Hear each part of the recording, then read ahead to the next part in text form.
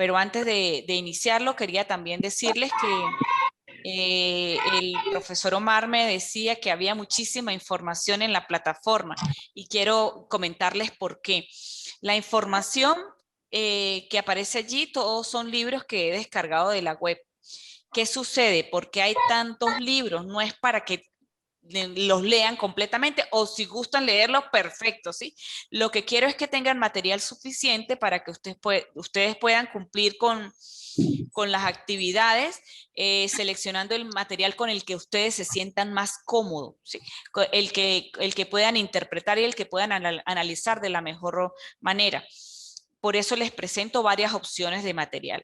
En la plataforma, hasta el momento, solamente aparece la información que corresponde a la unidad 1. El día de hoy cargaré la información que corresponde a la unidad número 2. No estoy segura si ya aparece el video instruccional de la unidad que vimos la semana pasada. ¿Alguno entró a la plataforma y verificó esa información? Sí, sí aparece. Ah, bueno, perfecto. Está en plataforma. Ah, ok, magnífico. Entonces, cualquier duda, pues pueden retomar el material y verlo y orientarse para la actividad. La segunda unidad que tenemos para hoy nos habla sobre la administración estratégica.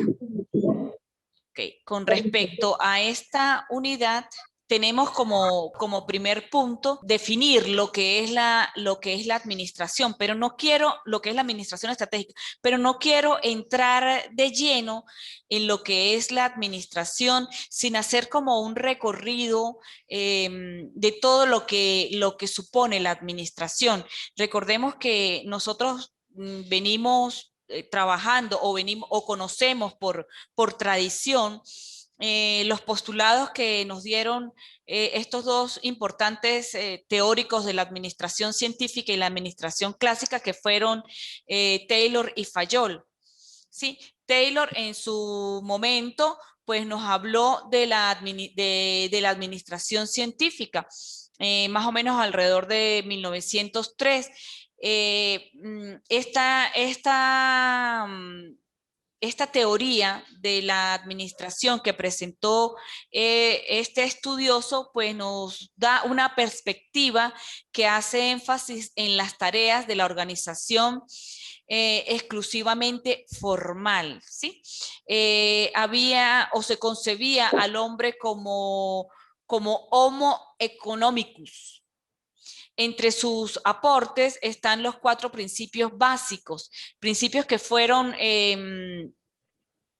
sostenidos posteriormente por Henry Fayol, que más allá de los principios básicos, pues expresó que la administración, para que se diera como tal, su ejercicio como tal, más allá de la planificación, del principio de organización, de dirección y control, lo especificaba de cierta manera un principio adicional que supone la coordinación y sumó a ello un proceso más, perdón, no un principio, un proceso más que supone la coordinación y su aporte lo sustentó en 14 principios que tocaban lo que era la división del trabajo, la autoridad, la disciplina, la unidad de mando, unidad de dirección, la subordinación del interés individual al bien común, la remuneración, la centralización, la jerarquía, el orden, la equidad, la estabilidad e iniciativa. Empiezo con estos dos teóricos porque a lo largo de la historia de la administración, desde el primer momento en que la empezamos a ver desde una perspectiva científica, pues han surgido muchísimas teorías que finalmente contienen en su esencia los principios y los procesos de los cuales habló Taylor en su momento y Fayol posteriormente. Se sumó después a esas teorías, esos conceptos humanistas de la administración en las que el hombre pues representa un papel fundamental y este papel fundamental demarca que tiene que ser estimado, que debe ser motivado, que debe dársele la oportunidad a la creatividad. Conseguimos teorías que hablan específicamente del comportamiento, de ese comportamiento humano dentro del entorno organizacional. Conseguimos posteriormente la teoría de los sistemas, que finalmente pues nos dice que la organización es una gran estructura que está compuesta por diversos subsistemas, pero que para que funcione todo tiene que estar interconectado, hasta llegar a la teoría neoclásica. ¿Por qué quise hacer este pequeño recorrido o este pequeño esbozo de lo que históricamente en la que históricamente ha transcurrido la administración? Sencillo, porque pese a todas esas teorías que han emergido sobre ella, pues todas en su esencia mantienen esos procesos y esos principios que demarcan cómo tiene que ser el desarrollo de la organización para que sea eficaz y que sea eficiente. Bien, entramos entonces en lo que es la administración, y aquí vuelvo y tomo a Taylor y a Fayol con dos ideas de lo que significa la administración, que básicamente están vinculados directamente con lo que ellos denominaron gestión. Recordemos que administración y gestión, al momento de hacer la definición, pues básicamente contienen lo mismo. Taylor nos decía en 1911 que se trataba del arte de saber lo que se quiere hacer y a continuación hacerlo de la mejor manera y por el camino más eficiente. Y Fayol nos decía que era un proceso articulado por 5 acciones o elementos administrativos. Él habló de la planeación, de la organización, de la dirección, de la coordinación y del control. Estos elementos, tanto en su estructuración como en su funcionamiento, deben cumplir los principios administrativos que aseguran la buena forma y funcionamiento del cuerpo social, como son los que les comentaba anteriormente, que hablábamos de la división del trabajo, de la autoridad, la disciplina, la unidad de mando, entre otros. Cuando nosotros hablamos de la administración estratégica específicamente, tenemos que interpretar que esta se refiere a un conjunto de procesos de evaluación sistemática de una organización a través del cual se definen los objetivos a largo plazo, identifica metas, desarrolla estrategias para alcanzar a estos y localiza recursos para realizarlos. Siempre que nosotros incluimos esa palabra estratégica en la administración, pues nos hace reflexionar lo que nosotros vamos a hacer, ¿sí? Lo que estamos planeando, cómo es ese plan, e inmediatamente nos ubicamos en el largo plazo, en tiempos que denotan o que demarcan un conjunto de actividades que vamos a desarrollar en el tiempo. Otra idea de administración estratégica es la que la concibe como una herramienta de diagnóstico, análisis y toma de decisiones que permite a las organizaciones afrontar los desafíos del entorno y adecuarse a los cambios con un esfuerzo sistemático, orientado a lograr mayor eficiencia y calidad. Entramos entonces a pensar, ¿sí? A discernir qué elementos contiene esa administración estratégica, o qué debo hacer, o cómo es ese transcurrir de la administración, qué aspectos involucra. Y nos encontramos como primer elemento el análisis ambiental. Voy a decirles o a comentarles que este análisis ambiental involucra la vigilancia, la evaluación y la difusión de información desde ambientes externos e internos. ¿Qué quiere decir esto? Que nosotros iniciamos, ¿sí?, lo que es la administración estratégica una vez que empezamos a valorar qué sucede en nuestro entorno internamente y qué está pasando en el exterior que nos está afectando. El propósito, como les decía, es identificar esos factores estratégicos que los afectan. Más adelante nosotros vamos a ver cómo ese análisis ambiental se convierte en un aspecto determinante de lo que es la administración y en sí de lo que es el proceso de planificación estratégica. Este análisis se hace normalmente a través de la evaluación de los factores, como les decía, de factores internos y factores externos. Ok, posterior a ese análisis ambiental nos conseguimos con la formulación de estrategias y tenemos que entender que esto se refiere al desarrollo de planes a largo plazo para administrar de manera eficaz las oportunidades y las amenazas ambientales con base en las fortalezas y debilidades corporativas. Incluye los siguientes elementos: la misión, los objetivos, las estrategias y las políticas. Noten que seguimos hablando de evaluación de factores internos y seguimos hablando de factores externos. Como tercer elemento tenemos la implementación de estrategias y puedo acotar que es un proceso mediante el cual las estrategias y políticas se ejecutan a través del desarrollo de programas, de presupuestos, de procedimientos. Este proceso podría implicar cambios en la cultura general o en la estructura y en el sistema administrativo de toda la organización. Denominada en ocasiones planificación operativa, implica con frecuencia la toma diaria de decisiones en la distribución de los recursos. Fíjense que esta implementación de estrategias nos remiten a esa parte operativa, a ese día a día. Aquí pensamos en largo plazo, pero también tenemos que pensar en mediano y corto plazo, ¿sí? ¿Cómo vamos a actuar? ¿Qué vamos a hacer? ¿Qué planes vamos a desarrollar para poder afrontar el día a día de la organización? Y finalmente hallamos la evaluación y el control, que es uno de los últimos elementos de la administración estratégica y advierte un proceso de supervisión de las actividades organizacionales y los resultados del desempeño a propósito de comparar el rendimiento real con el rendimiento deseado. Nótese que la evaluación y el control,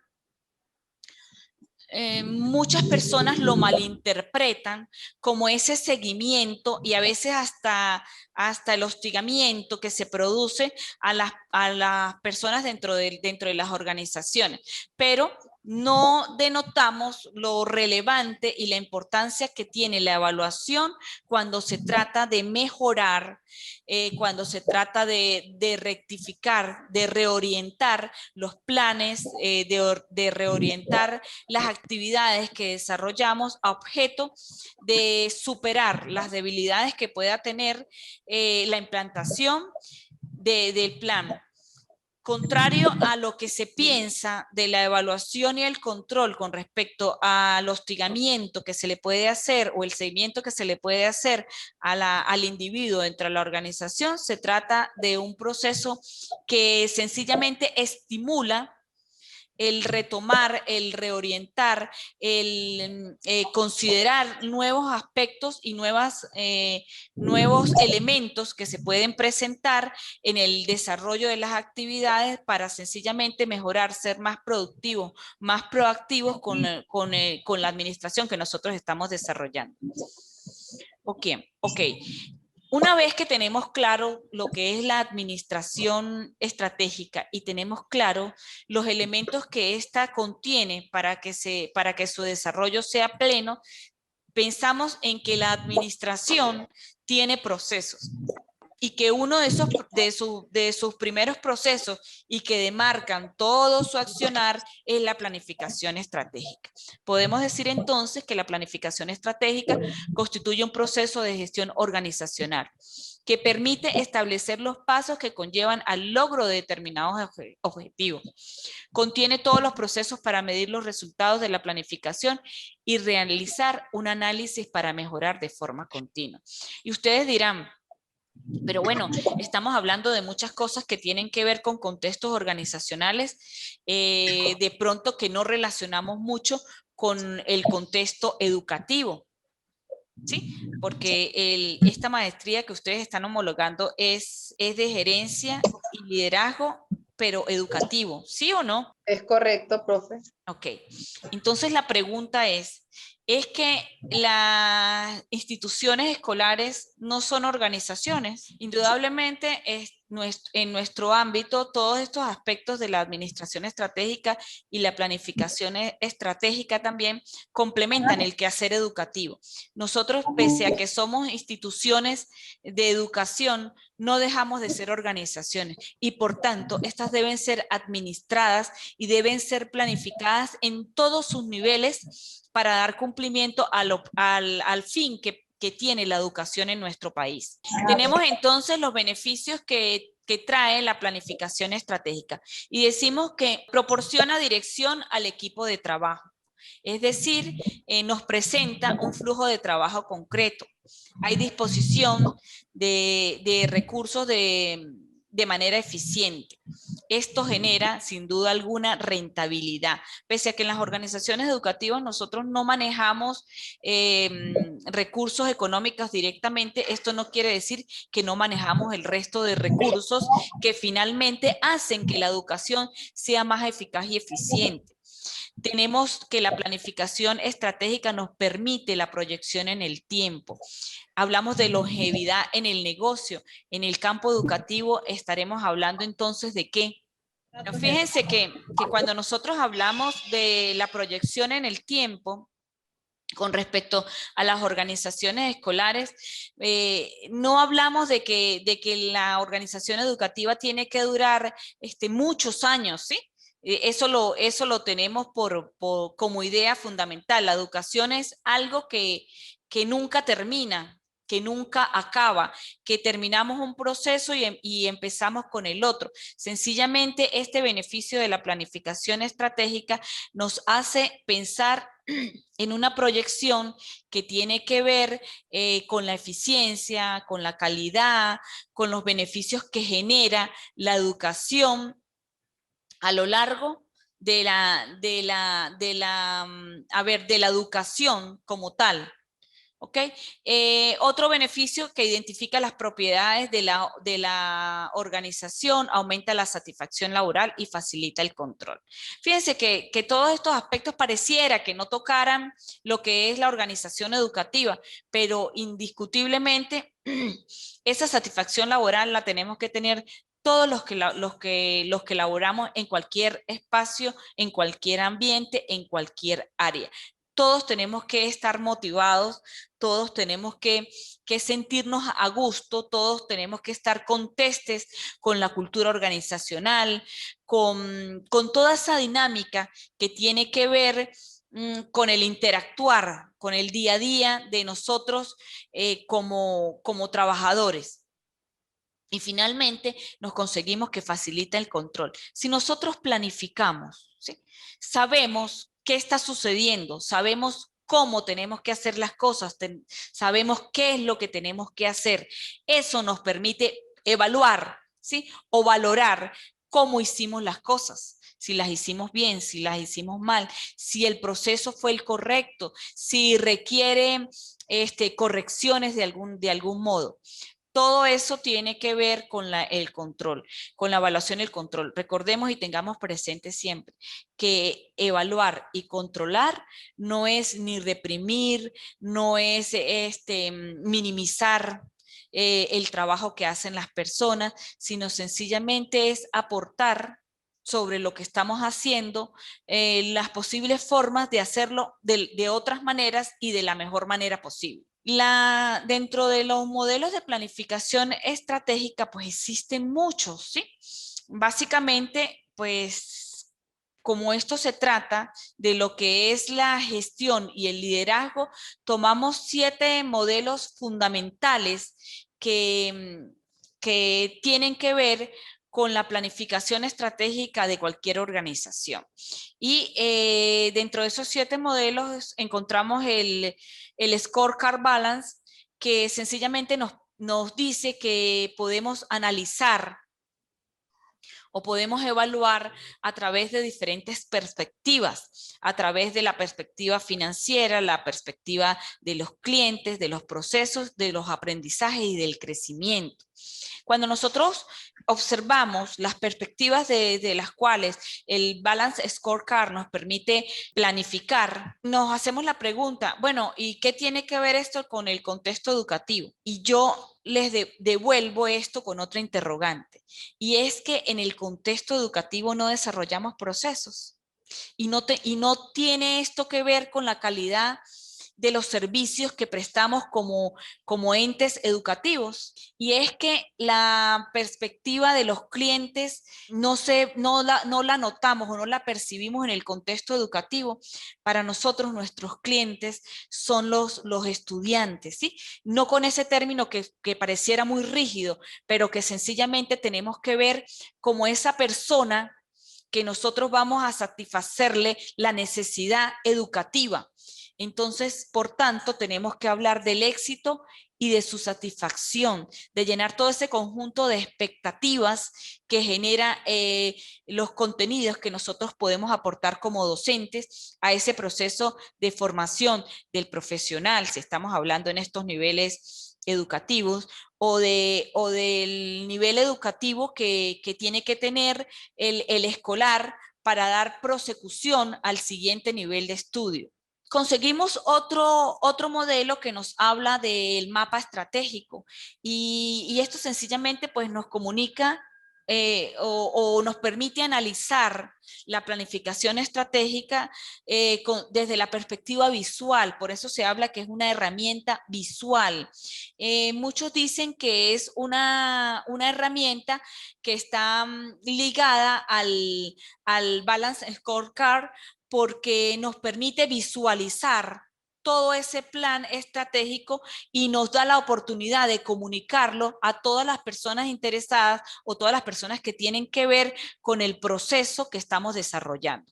Otro de los modelos es el que se refiere al análisis FODA, y esta es una construcción estratégica que nos permite evaluar, ¿sí?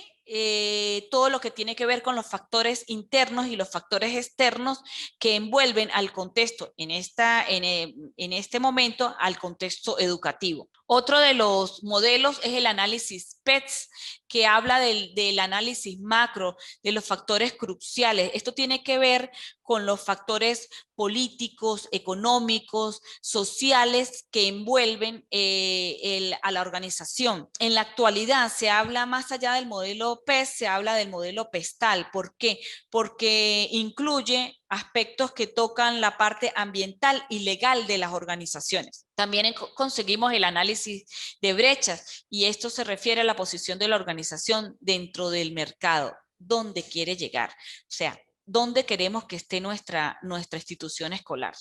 ¿Dónde queremos que sea una institución escolar competitiva? ¿Queremos que sea una institución escolar de éxito?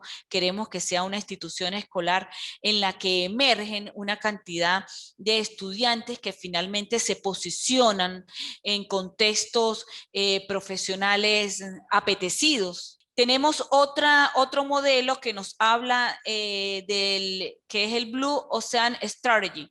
¿Qué es este modelo? Este modelo nos habla de las estrategias que se utilizan en el Océano Azul, y plantea eso de Océano Azul porque normalmente pues consideramos que son organizaciones que se desarrollan en situaciones muy favorecedoras, ¿sí? Donde no existe la competencia, donde los mercados no están tan disputados, donde hay un menor costo operacional.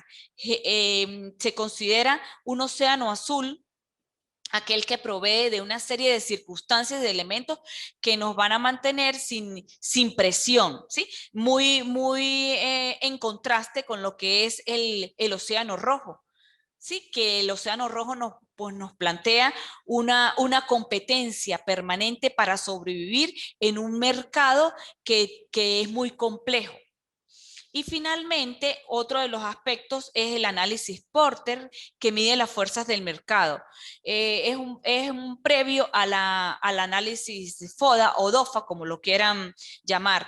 Estas fuerzas tienen que ver con la rivalidad y la competencia del mercado, con la amenaza de nuevos competidores y el poder de negociación de los proveedores, el poder de negociación de los clientes y la amenaza de los nuevos productos y servicios. Cuando nosotros nos planteamos todo esto, podemos decir, pero bueno, ¿y qué tiene que ver esto con el contexto educativo?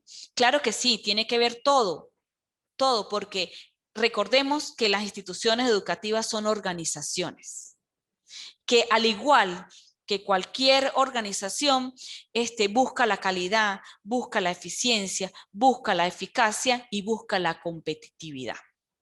Con estas ideas me despido, manifestándole que en el transcurso del día pues van a conseguir todo lo que tiene que ver con la actividad y el material que les voy a colocar a su disposición para que ustedes puedan elaborar la actividad que compete a esta unidad.